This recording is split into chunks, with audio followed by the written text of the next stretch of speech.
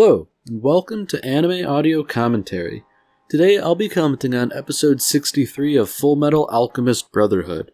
If you'd like to watch along, then start watching now.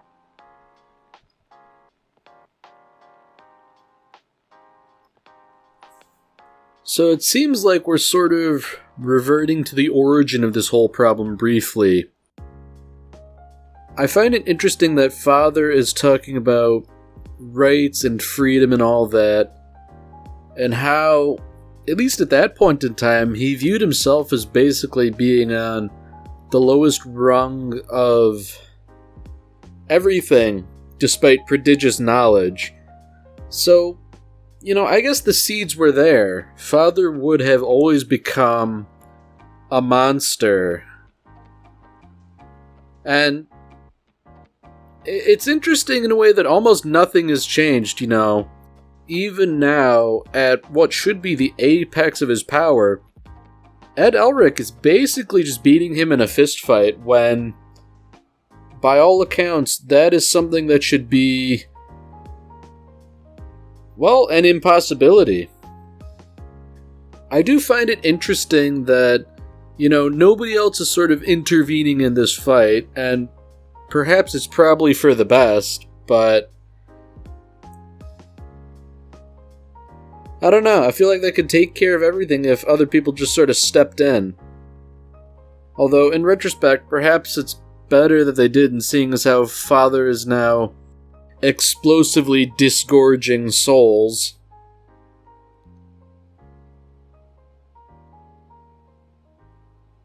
I guess it was, maybe a bit of a ruse here, sort of using this opportunity to try and suck up what remains of greed. So it seems, once again, the central conflict here is that Ling is loyal to a fault, even to a monster like greed. It's pretty clear that this is going to be a losing battle. Father's going to win this tug of war, but when he does so, Ling loses not only a friend, but also a Philosopher's Stone, which is something he needs if he wants to secure his claim to the throne.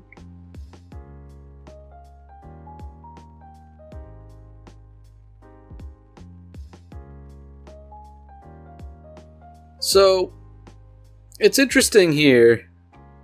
Greed sort of mentioned before, famously, that he does not tell lies, but, maybe that was the only lie he's ever told. Or perhaps he was lying when he said he didn't lie. It's one of those interesting logical loops, but I don't know, I feel like it was something that had to be done.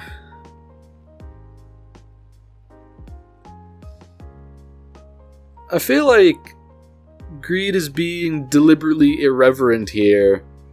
The idea being that, I guess, he's grown as a person, and seeing as how he has actual friends here, he's looking out for people other than himself.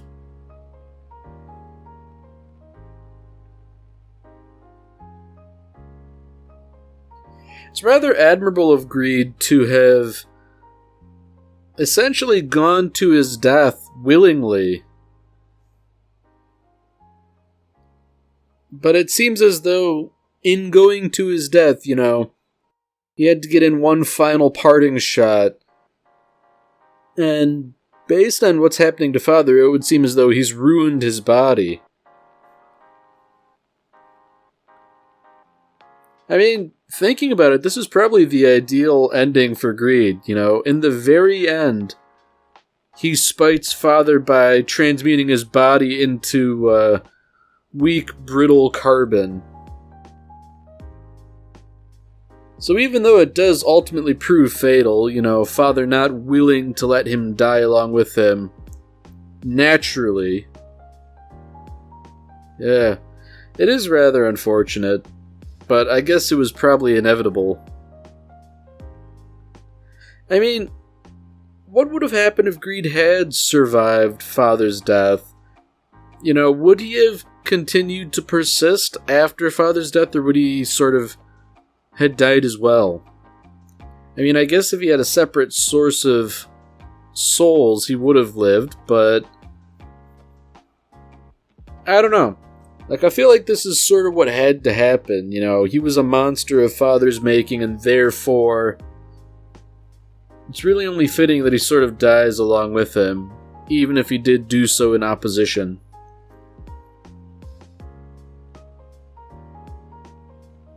Now, I do find it interesting that Greed is perhaps the most satisfied with how his life and death had ended up. Because, you know, he did have some really valuable stuff that he valued, and I mean, what more could you really want as Greed?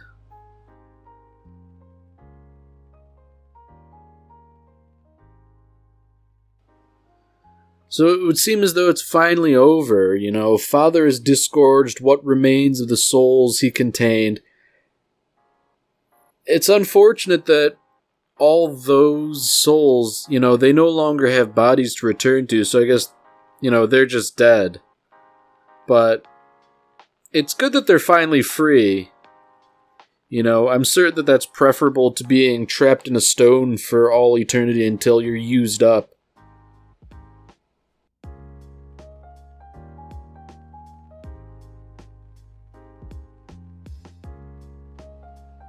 So now Father, in all likelihood, has to face the one thing he's feared more than anything else. Divine judgment and death. You know, he sort of like shrieks in these final moments that he only ever wanted to be free. And, you know, what he really means is like free from life and death and all that. But, I mean, no one can really be free from that in the long run.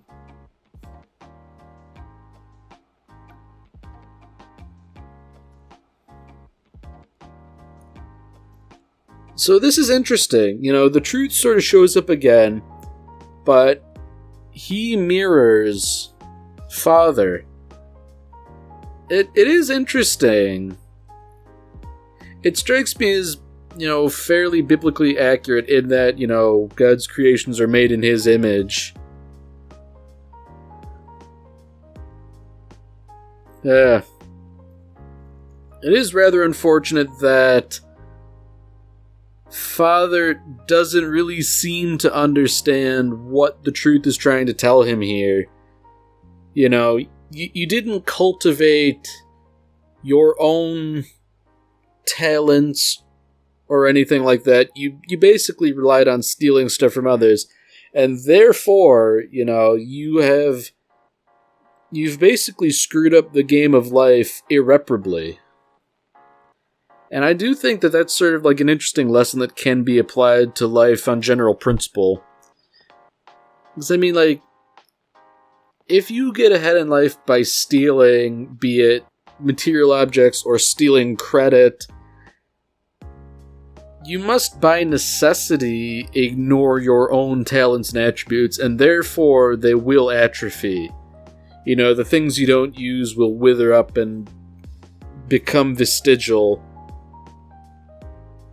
And if you ever do find yourself in a situation where there's nobody else to rely on, and you don't have self-reliance, like, you are truly up the creek without a paddle.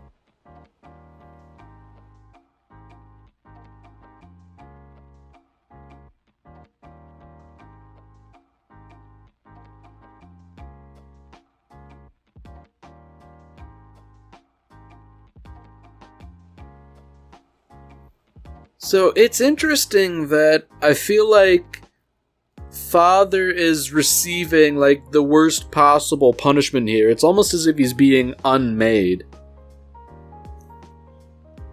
You know, like, the afterlife isn't expounded upon too much in Fullmetal Alchemist Brotherhood, but I feel like, you know, there's probably some analog to heaven and hell, and whatever happened to the homunculus, it certainly wasn't good.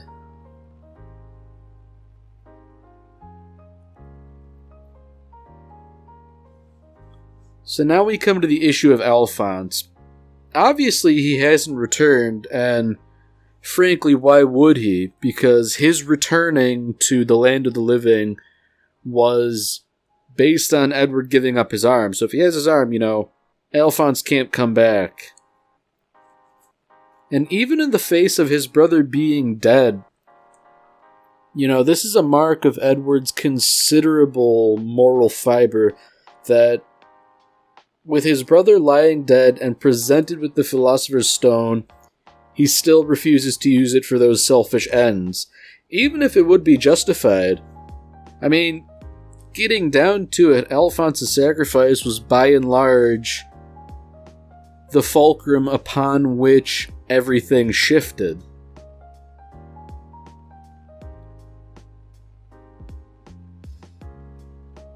So even Hohenheim is willing to sacrifice the rest of his life to bring back Alphonse, but I'm of two minds of this. I can understand why Ed is so hesitant, but Hohenheim makes a reasonable point here in that,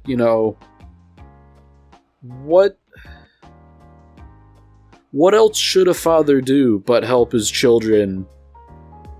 But at the same time, I understand what Ed's saying here. This is a mistake that we caused by being foolish. We need to take care of this on our own. I guess it juxtaposes nicely with all that stuff Father is saying, and how the truth was really dressing him down about not being self-reliant. I mean, you don't have to be utterly self-reliant at all times. In fact, I would say this is probably a reasonable time to start depending on other people. I guess the idea here is to show that not only did Edward win the fight, he won on virtue, too. Or he won morally, rather.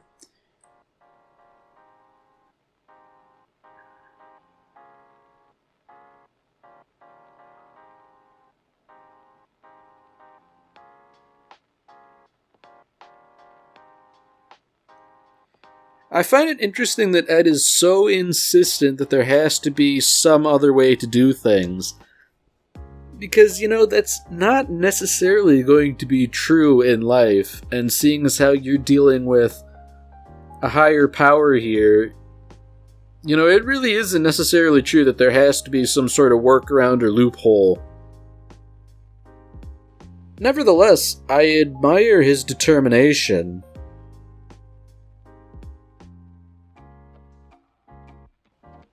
That shot of Edward looking down at his hands, that's another little detail I like, because you can sort of see where his right arm is, emaciated and bony from disuse. You can sort of, see the wrist bone poking out, where you can't see it on the other arm.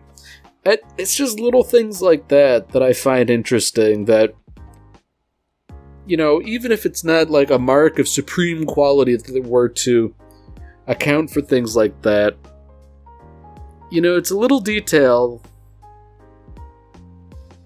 I think it shows dedication to the craft, if nothing else.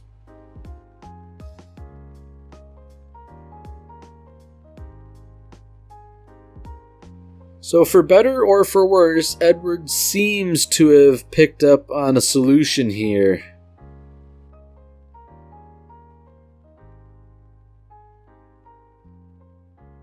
I feel like if I were one of the soldiers or one of the other people just sort of standing around watching this, I'd be rather disquieted. Especially seeing all the destruction that alchemy has wrought. If he's drawing up his own little human transmutation circle, surely nothing good can come of this.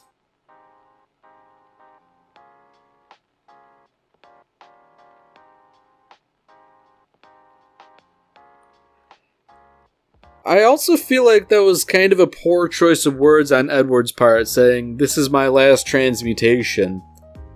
I know why he said that, but, I feel like nobody else would really grasp the true meaning.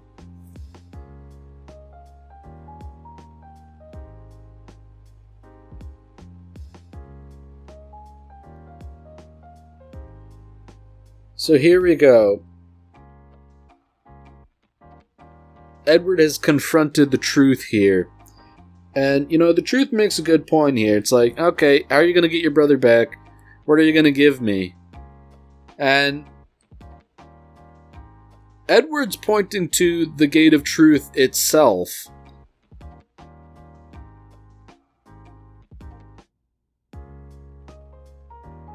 So the truth sort of laughs at this prospect, and I guess, thinking about it, this is sort of like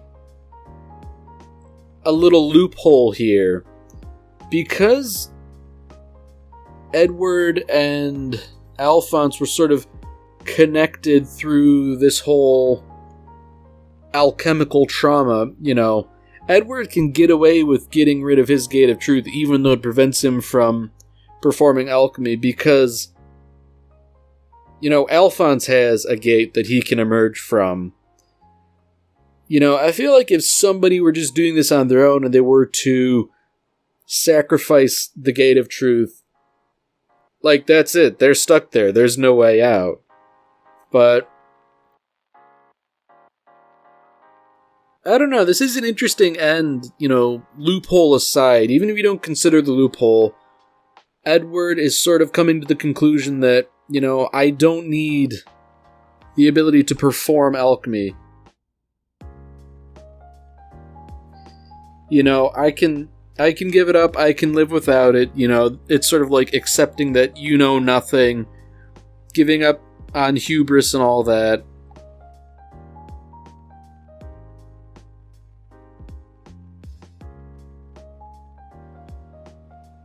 It's not clear based on the perspective, but I don't know if that other gate and Alphonse were readily visible to Edward, so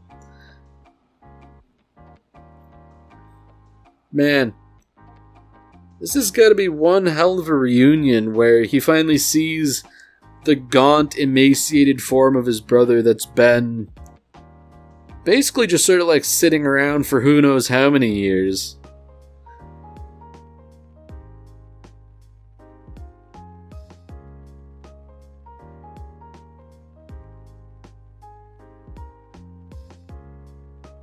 So, that's it. I mean, Edward has come out on top.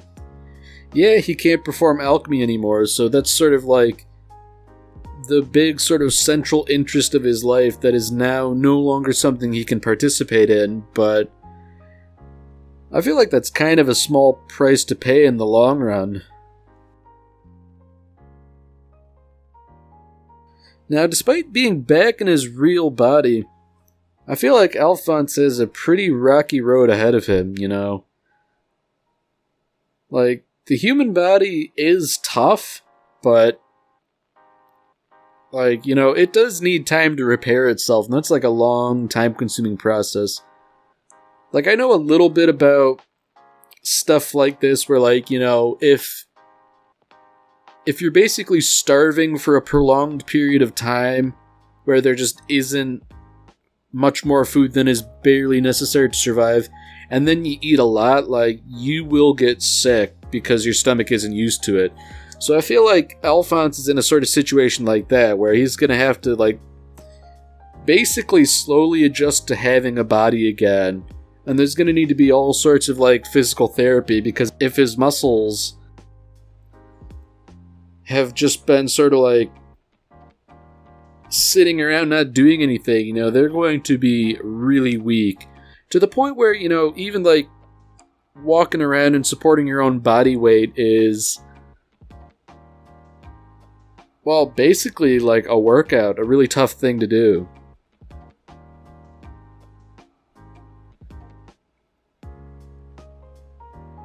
I mean, I guess for all the hardship that adjusting to having a flesh and blood body again, it's probably worth it, it's almost certainly better than being a disembodied soul.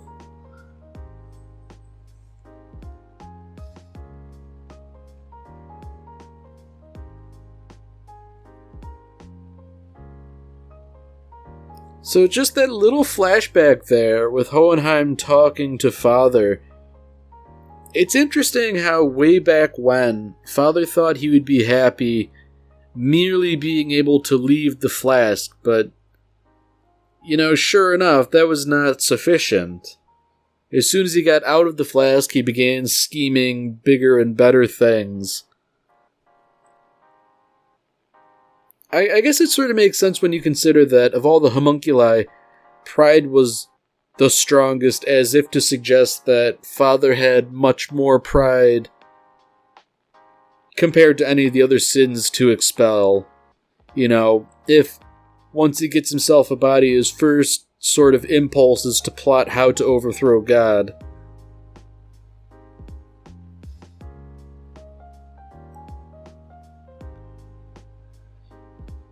Now, I've been noticing Hohenheim has those sort of those alchemy marks on his face and about his arms. Considering he said he doesn't have long for this world, not much energy left and all that, it really does seem like he's sort of barely being held together by duct tape and string.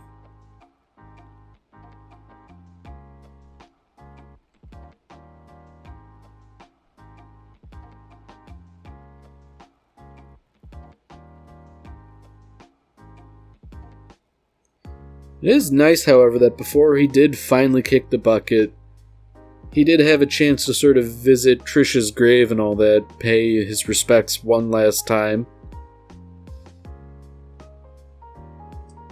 I guess it's kind of good in a sort of somber sort of way that he's able to report good news.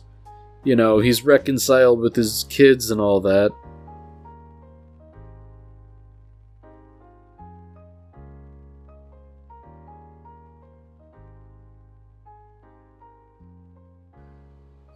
So I guess just to twist the knife one last time, he's finally talking about how great his life has been as he is presumably finally expiring for good.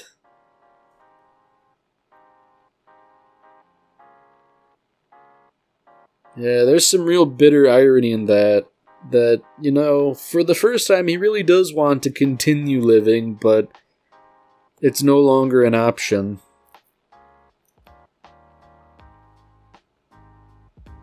I guess in a way it's gotta be weird. Pinako finally sees Hohenheim, this guy who's been basically a constant figure in her life. Finally he appears to look his age.